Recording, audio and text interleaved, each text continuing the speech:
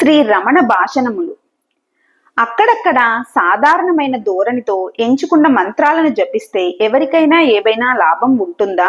ఒకరు ప్రశ్నించారు. మహర్షి, ఉండదు, దానికి అర్హత కావాలి, ఉపదేశం పొంది ఉండాలి అంటూ దీనికి ఒక కథ చెప్పారు మహర్షి. ఒక రాజు తన మంత్రిని చూడటానికి వాని ఇంటికి వెళ్ళాడు. మంత్రి పూజా మందిరంలో మంత్రజపం చేసుకుంటున్నారని చెప్పారు. అది పూర్తయ్యే వరకు రాజు వేచి ఉండి మంత్రి రాగానే ఆ మంత్రం ఏమిటని రాజు అడిగాడు. అది పరమ పవిత్రమైన గాయత్రి మంత్రమని అన్నాడు మంత్రి. దానిని తనకు ఉపదేశించమని రాజు మంత్రిని కోరాడు. దానికి తగిన శక్తి తనకు లేదన్నాడు మంత్రి.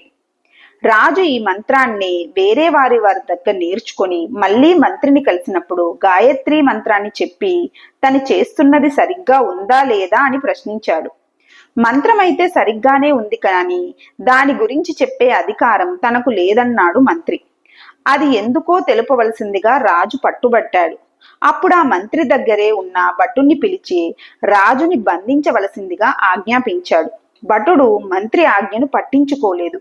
ఎన్ని మార్లు మంత్రి భటుణ్ణి ఆజ్ఞాపించినా భటుడు పట్టించుకోలేదు సరికదా, రాజుకు కోపం మాత్రం కలిగింది.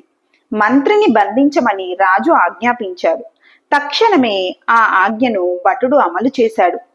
మంత్రి పకపక నవ్వడం ఆరంభించాడు. రాజు అడిగిన దానికి వివరణ అదే అని మంత్రి చెప్పాడు. ఆజ్ఞ అదే, ఆజ్ఞను పాలించేవాడు కూడా వాడే, కానీ అధికారి మాత్రం వేరే. నా ఆజ్ఞకు ఫలితం 0. అదే మీరు ఆజ్ఞాపించినప్పుడు ఫలితం వెంటనే రాలేదు. మంత్రజపం విషయంలోనూ అంతే.